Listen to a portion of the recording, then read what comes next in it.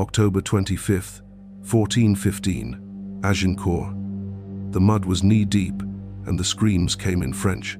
By nightfall, over 6,000 bodies blanketed that cursed field, 4,000 of them French, their armor split by ash and hornbeam shafts, driven from 250 yards away. What the English chronicles failed to record was this. Among the fallen lay 5 bastard sons of noblemen, each born from affairs that never made it into court records, each leading men into an ambush triggered not by tactics, but by secrets of the bedchamber and betrayal in a brothel. The dead never spoke, but the arrows? They had stories to tell. Before we continue, hit subscribe and tell me in the comments where you're listening from. I read everyone. The longbow was not a mere weapon, it was engineered vengeance, stretched across 6 feet of yew or elm, whispering death faster than a lance could reach. English archers, many barely 17, trained from childhood, their spines twisted from decades of draw weight exceeding 100 pounds. They didn't aim at men, they calculated wind across muddy ridges, guessed the heartbeat of warhorses, and loosed volleys that fell in arcs like divine punishment. 2 arrows every 6 seconds, dozens filling the sky like locust swarms. A single archer could fell 3 knights before a sword left its sheath. Plate armor used to promise invincibility, but against the bodkin tip 3 inches of forged iron it was promise betrayed. And at Agincourt, betrayal came from every direction, even before the arrows flew. The scandal buried beneath banners and heraldry begins in the months before the battle with Lady Isabeau d'Artois, 37, the wife of a French baron and the secret mistress of Sir Geoffrey Langham, a penniless English knight with a hawk's aim and a hunger for revenge. Their trysts played out in a priory near Calais, under the guise of plague quarantine. There, between whispered vows and velvet sheets damp with sweat and guilt, Isabeau recited the positions of French bannermen like pillow talk. Geoffrey memorized every unit. He sold the knowledge to Henry V's quartermaster for 100 gold nobles and a place beside the vanguard. The result? Whole French flanks collapsed under arrow storms precisely where they'd bivouacked only nights earlier. Sir Philippe de Charolais, Isabeau's cuckolded cousin, led one of them and died with 24 bodkin wounds piercing his mailed chest. The French called it treachery. The English called it intelligence. Isabeau called it love, or tried to, before the nuns found her strangled with her own veil 3 days after Agincourt. No charges laid, no inquiries opened. The confession burned with the last of the priory's censored letters, but the arrows didn't lie. The field of Agincourt was not the first to know the longbow's cruelty. It was merely its most famous slaughterhouse. 12 years prior, at the Battle of Falkirk, 1298, English archers under Edward I had already rewritten what honor meant on bloodied grass. But even then, the true power behind the bow wasn't just its range, it was the hands that held it. One such hand belonged to Rowan the Cripple, a Welsh archer accused of murdering his commander for bedding his 14-year-old sister. Pardoned by the crown for his aim, he served in 3 campaigns, loosing over 800 arrows in documented skirmishes. His arrows ended more lives than many knights' swords ever touched. But his true crime lay hidden, a message carved on the shafts. Initials of a nobleman's wife who vanished before a siege. Her body was found 2 months later, wrist-bound, throat slit, in a grain cart meant for supplies. Suspicion fell. Execution followed, but not of Rowan. Instead, a French prisoner, aged 19, was hanged. The truth, lost among feathers and fletching. But Rowan's smile told a different story. And his quiver? Always full before battle, always empty after. In the climactic hours of Agincourt, when the mud turned red and the groans of dying horses drowned the trumpet calls, the French nobility attempted one final charge led by the Duke of Alençon, age 38, whose bastard half-brother Raoul was discovered the night before with the quartermaster's daughter, dagger at his belt, maps of troop placements under his cot. Raoul was executed at dawn for espionage, but his information had already traveled, passed by mouth through taverns, brothels, and the mouths of barmaids bought for less than a coin. By the time Alençon rode, his flanks were exposed, his rear betrayed. The longbows sang, arrows shattered flesh and armor alike, ripping horses from beneath squires and pinning banners into corpses. 600 noblemen fell in 15 minutes. Blood slicked the mud so thick the men drowned before blades touched them, and as Henry V walked the field after victory, he found a single surviving knight face shattered by a bodkin, eye hanging loose, whispering a name, Isabeau. Henry paused. Some betrayals survive victory, some arrows never miss. But not all betrayals came from lovers or spies. Some came from those paid to defend their king. In the winter of 1402, during the Welsh uprisings, Sir Alric Tolford, commander of 80 archers, deserted his post at Aberystwyth after forging false requisition orders for arrow stockpiles meant for the northern marches. The stolen shafts, over 12,000 fletched with black goose feathers, were sold to Owain Glyndwr's rebels for a chest of silver and the promise of a brothel built in his name. What chroniclers erased was the deeper scandal. Tolford's mistress, Mistress Genevieve Roux, age 26, had been Glyndwr's former informant and lover. For 18 months, she played both ends, sleeping with Tolford by firelight and sending coded messages inside wine jugs delivered to rebel camps. When the fortress at Dolfewin finally fell, its walls soaked with the entrails of defenders ripped by their own stolen arrows, Tolford was found hanging by his heels from a tree, tongue missing, his archers dead around him with crows pulling sinew from sockets. Genevieve. She vanished into France, last seen boarding a vessel wearing Tolford's ring and a red lace chemise soaked in blood. No trial, no justice. Just the sound of arrows reused, turned traitor, flying faster than rumors of her betrayal ever could. Betrayal had many faces, but none as veiled or venomous as the one hidden behind stained glass in Worcester Cathedral. In 1413, a year before Agincourt, Father Thomas Withrope, a priest entrusted with archers' confessions, was discovered to be transcribing penitent admissions, not for absolution, but for extortion. 37 names. Crimes from sodomy to secret alliances with French traitors. He sold the ledger for £200 to a Burgundian spy, who passed the names to a French marshal. Dozens of archers were ambushed on solo rides.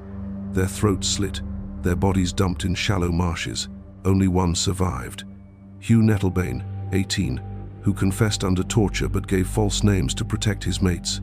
He was flayed and crucified in Meaux. The church denied the plot.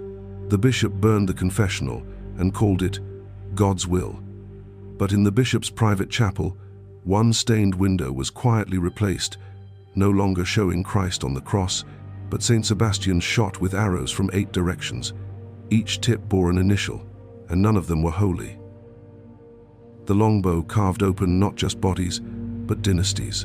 In 1417, 2 years after Agincourt, during the siege of Rouen, an arrow found its mark in Lord Etienne Valois' throat, severing both jugular and legacy. He was heir to one of Normandy's oldest titles, but more importantly, he carried the bastard seed of Queen Isabeau of Bavaria, a secret doused in perfume and betrayal. Their affair had lasted 6 winters, 3 royal pregnancies conveniently attributed to the Mad King, and 1 illicit son raised in a monastery shadowed by debts no abbey could explain. The boy, aged 14 during the siege, fled upon hearing of Valois' death, only to be intercepted by a mercenary wielding the very longbow that slew his father, a bow once gifted by the Queen herself. What broke the lineage wasn't steel, but gossip whispered into the wrong ears. Chroniclers called Valois a casualty of war, but his lover knew better. She kissed the king goodnight while her heart still bled for the man the arrow silenced. Rouen burned. The boy vanished. And over the city gates, English captains hung a banner stitched from Valois' cloak and Isabeau's silk shift. Blood and bone, lined with lace. The war moved on, but the scandal remained, festering like a wound arrows, only ever opened wider. By the spring of 1429, as siege lines closed around Orléans, the longbow made its final, most scandal-shrouded mark on the story of medieval warfare.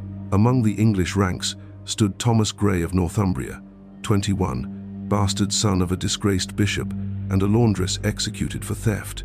Thomas's skill with the bow was surpassed only by his aptitude for secrets. Disguised as a stable boy during parley with the French, he had overheard whispers from the Comtesse de Beaufort, Joan of Arc's supposed patroness, and scandalously her alleged lover. Some claimed they shared more than prayer beneath chapel arches. The Comtesse, aged 42, had funded mercenaries with her dead husband's estate, Yet 3 of those men turned up in English coin and English command. On the eve of battle, arrows engraved with verses from the Psalms were loosed through stained canvas tents, landing with fatal accuracy in commanders' hearts.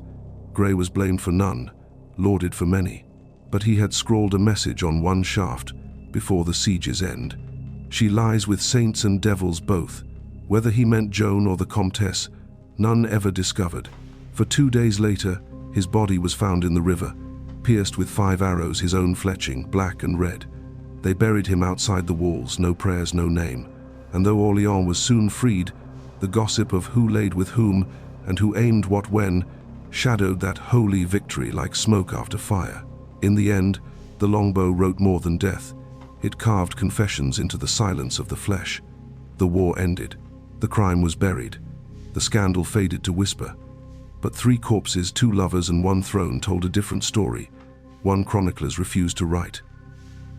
Yet the Longbow's final secret may never have been drawn on a battlefield, but in a bedroom thick with incense, skin, and conspiracy. In late 1431, 6 months after Joan of Arc's execution and her ashes dumped in the Seine, whispers circled English garrisons in Paris of a letter, unsigned, sealed with wax in the shape of a rose, containing orders to slay the last surviving bowyer who had crafted the arrows for Rouen. His name was Elias Bray, 63, hands warped from yew and glue, and his memories sharper than his blades. He'd seen the Queen's agent order a special set, gold-tipped and illegal. He knew the markings, knew the clients, and above all, he knew which bodies were never supposed to be found. One night, he vanished. Only one witness, a serving girl aged 15, claimed his screams echoed through the cellars of Saint-Denis Abbey. No records, no arrest. But 2 weeks later, a satchel washed ashore containing 10 arrowheads, each etched with dates of deaths blamed on natural causes. Each date matched a known rival of Cardinal Beaufort, the same man who had condemned Joan. The arrows had not only ended lives, they had redrawn kingdoms, and somewhere deep in the cathedral scripts, buried beneath psalms and benedictions, is a smudged annotation next to a forgotten massacre. They fell not by sword nor sin, but by feather and fury. The palace walls still echo with screams and whispers of forbidden love. And so the Longbow, curved like a question, answered in blood and scandal what no king dared say aloud. That war was not won by honor nor lost by sin, but balanced on the secrets traded in silence. It was not enough to strike far, nor fast. The deadliest weapons were wielded by those with nothing left but vengeance and memory. Behind the ash wood and bodkin tips stood men whose betrayal outlasted banners and whose love failed to fade even when burned with bodies. From brothel to cathedral, from confessionals to command tents, the Longbow left not just corpses in its wake, but legacies. They bled into lineage. They soaked into silk. They pierced hearts without ever touching them. And though dynasties shifted, alliances rotted, and lovers vanished beneath the weight of war, the truth remained fletched to every arrow shaft. Power lied not in crowns nor steel, but in the silent stories we shoot into the dark. The palace walls still echo with screams and whispers of forbidden love. But perhaps the darkest tale the Longbow etched into memory unfolded not in France, but on English soil at a manor near Shrewsbury, 1433, where Ellen Langdon, age 31, courtier to the Duke of Bedford and rumoured former mistress to 3 English generals, was found impaled against her own bedchamber wall by a longbow shaft driven through the chest. The angle, force, and icy precision led investigators to only one conclusion. The shot was loosed within 20 feet, and from someone she knew. There was no sign of struggle, just her silk nightdress pinned to the oak paneling, her lips parted as if confessing a final sin. The arrowhead bore a fleur-de-lis, not French-made, but a design reserved for Bedford's personal huntsman. They arrested a stable boy. He confessed under duress, was flayed and burned. But Ellen's death had silenced something far more deadly. Her journal, missing from the room, allegedly filled with names of noble women who had trafficked secrets to the French through false pilgrimage routes. 11 women vanished in the weeks after. One abbess poisoned by her own communion wine. 2 others found drowned in confession pools. The court ruled Ellen's death a hunting mishap. But in the armory below the manor, one longbow was never accounted for its fletching goose white. its grip wrapped in velvet stained with blood and perfume. The longbow did not just end wars, it erased witnesses, love affairs, entire bloodlines pulling truth, taut between fingers, until it snapped like a heartbeat, silenced mid-sin. Years later, in the flickering gloom beneath Ludlow Castle's eastern tower, a forgotten interrogation scroll surfaced, scribbled between lines of royal ledgers, pressed flat behind a false panel. It detailed the confession of Archer Master Dennet Hale, then 79, who claimed to have trained the very hands that pulled Westminster's darkest strings.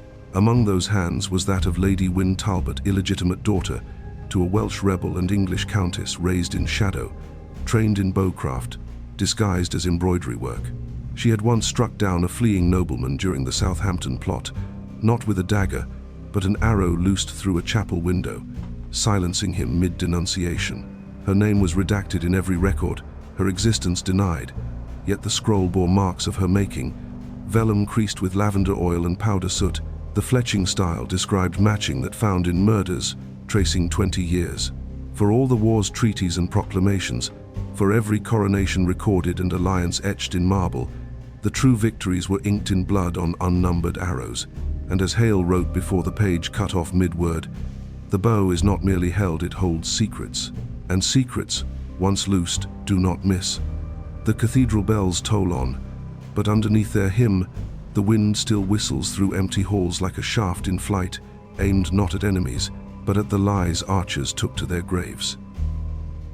The longbow's legacy lies not only in the chaos it unleashed, but in the quiet it enforced afterward, the vanished lovers, the unsolved killings, the rewritten heraldry. Wherever its shaft struck, it didn't just pierce flesh, it silenced testimony. Not even tombstones told the truth. No bard sang of the nun who poisoned her knight's arrows between prayer beads. No council admitted that whole troop movements shifted because a queen slept with an archer, but records smudged. Dead men buried secrets with their bones, and in castle kitchens, in abbey cloisters, in the shadows of courtly drama, the war behind the war raged ever on. So the question that remains is not how many died by the longbow, but how many truths did, because for every arrow loosed, a name disappeared, a bloodline ended, and a truth turned to rumor. The longbow was not just death from afar, it was intimacy, sharpened, distance made lethal, and history, rewritten in every shaft that left no one to tell the rest. In its silence, kingdoms rose. In its shadow, memory died. And though the wars are long over, somewhere in the darkened corners of crumbling keeps, the wind still hums the tune the longbow sang low, final, and full of secrets no crown ever dared confess.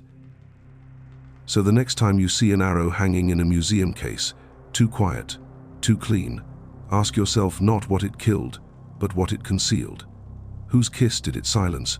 Whose treason did it avenge? Whose whisper did it carry across generations of silence masquerading as history? Beneath silk banners and carved tombs, behind trumpeted tales of valor, it is the longbow's invisible trail that speaks loudest, if you know where to look. Not in the glory of kings, but in the veins of the forgotten. Not in the chronicles carved by quills, but in the absences, the erased names, the deftly restrung narratives that once hung in the air like a held breath. For in the Middle Ages, no weapon traveled farther, struck deeper, or flew closer to the heart not just of its victims, but of the dangerous truths they lived, and every silence it left behind. That was its real aim, its most faithful kill. Thus ends the tale of the longbow, not with the clang of swords nor with the blare of coronation horns, but with a hush, heavy and haunted. It left no legacy that could be fully measured, only the voids shaped by those it silenced. For every arrow that split the sky, a page was ripped from the true history of empires, lovers erased, crimes unpunished, victories bought in whispers and blood. It was a weapon not just of war, but of erasure, a quill that rewrote fates in veins and vows and veiled glances across battlefields and bedchambers alike. And as the centuries buried its victims and its wielders, as tombstones lied and chronicles omitted, only the wind remembers the stories carved in flight, the fleeting sound of truths too dangerous to record, but impossible to forget. So here, with blood dried into banners and secrets buried beneath stones too noble to name their sins, We find the true reason the longbow was the deadliest weapon of the Middle Ages, not for the corpses it piled, nor the kingdoms it toppled, but for the truths it buried with precision sharper than steel. It annihilated not merely soldiers, but testimonies. It protected no crown, pledged no allegiance, only obeyed the hand that drew it slow and steady, like pulling memory from marrow. In every war memorial that lists victories while omitting the lovers, spies, and whispered sins that made them possible, the longbow lingers, not just as wood and string, but as the shape memory takes when sharpened for silence. The palace walls still echo with screams and whispers of forbidden love. And perhaps that echo is all that's left now. No banners, no crowned betrayers, no blood-soaked fields beneath banners embroidered with lies.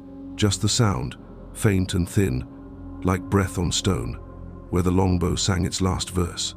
In the ruined abbey at Tintern, they say a single arrow remains, wedged beneath a fallen altar, a shaft blackened from fire, its fletching singed, yet untouched by time. Local children dare each other to touch it. None ever do. For they say, if you press your ear to the stone, you'll hear it whistle not with wind but with names. Names lovers whispered in secret. Names kings damned in chambers. Names never written, only remembered in the dark. That is the real legacy, not what the longbow killed, but what it made the world too afraid to speak aloud again. So ends not the tale of war, but the saga of silence, carved not in marble but in marrow. A silence strung tight across centuries, waiting, still, to snap. And in the end, perhaps this was always the truest aim of the longbow, not just to kill, but to censor. Each shaft a silencer, each fletching a redacted line. What it did to bodies was brutal, but what it did to history was surgical. It excised truths. With every fired arrow came not just death but deletion, of betrayals sworn in bedsheets, of loyalties betrayed behind altars, of heirs condemned not by treason, but by the whisper of a lover's name spoken in the wrong ear. No sword could sever lineage so cleanly. No axe could behead recollection so completely. And so the longbow remains not only in relics, but in lacunae, in the gaps of memory, in the pauses after battle songs, in chapters unfinished.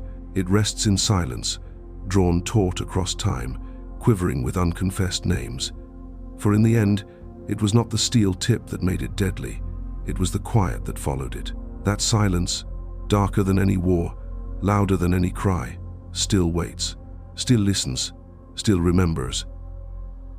So if ever you find yourself standing before an old stone keep, the kind that smells of iron and damp prayer, run your fingers along the mortar not just for cracks, but for what was hidden. Feel where names were once etched and scrubbed clean.